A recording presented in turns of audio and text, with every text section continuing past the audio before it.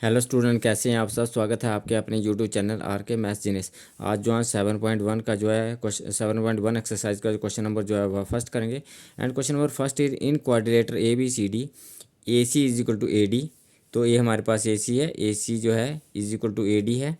और बोलता है and A B bisect angle A, जो ए बी जो है एंगल ए को बाइसेक्ट कर रहा है, जिसका मतलब है ये आपको नंबरिंग करते हैं एंगल 1। तो ये आपके पास एंगल 2 है, तो angle 1 is equal to angle 2। ये दोनों एंगल जो है इक्वल होंगे। बाइसेक्ट का मतलब ये दोनों एंगल जो है इक्वल होंगे। Show that A B C triangle A B C, तो A B C triangle is congruent triangle A B D. तो ये दोनों ट्राइंगल कॉन्ग्रुएंट है, ये आपसे पूछ रहा है। और बोलता है what you say about B C and B D. तो बी सी और बी डी के बारे में आप क्या कहना चाहते हैं, तो ये तो हमें लास्ट में पता चलेगा क्या हम इसके बारे में बोल सकते हैं। तो हमें गिवन लिखना है सबसे पहले। गिवन में हमें क्या दिया है, तो गिवन से स्टार्ट करेंगे। In quadrilateral A B C D is a quadrilateral A B C D is a quadrilateral in which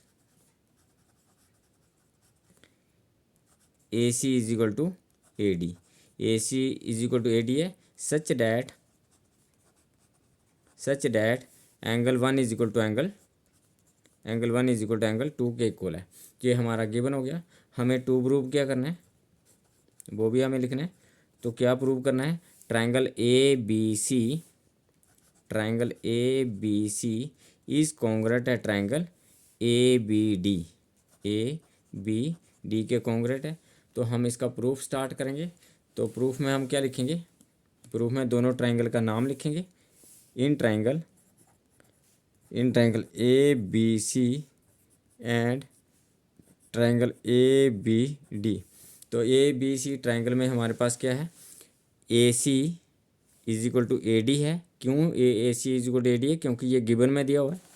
तो हम लिखेंगे इसमें A C is equal to A D और रीज़न देंगे dash dash given.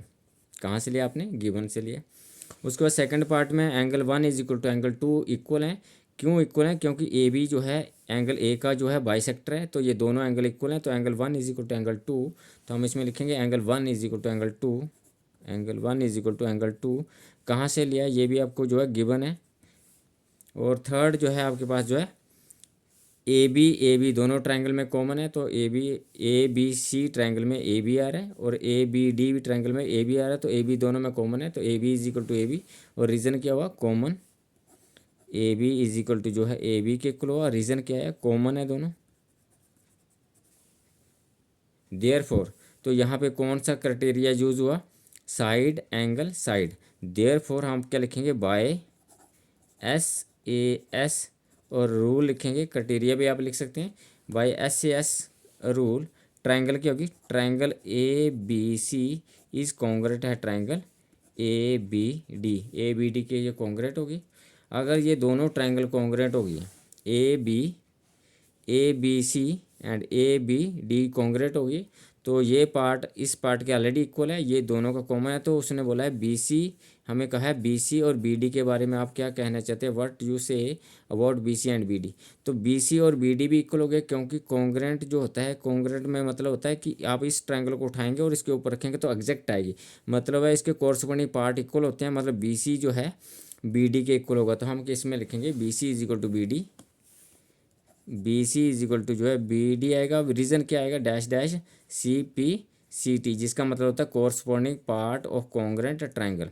Corresponding part of congruent triangle जो है आपके पास जो है कॉन्ग्रुएंट ट्राइंगल होंगे तो उनके कोरस्पोंडिंग पार्ट जो है इक्वल होते हैं। ये इसका लॉजिकल है। Corresponding part of congruent triangle are equal बोल सकते हैं आप इसमें, जिसको हम शॉर्ट फॉर्म में CPCT बोलते हैं, corresponding part of congruent triangle. तो ये आपके पास जो है ट्राइंगल कॉन्ग्रुएंट हो गई है और यहाँ पे आपके पास जो है BC और BD जो है इक्वल हो गए हैं CPCT से। तो thank you for watching me.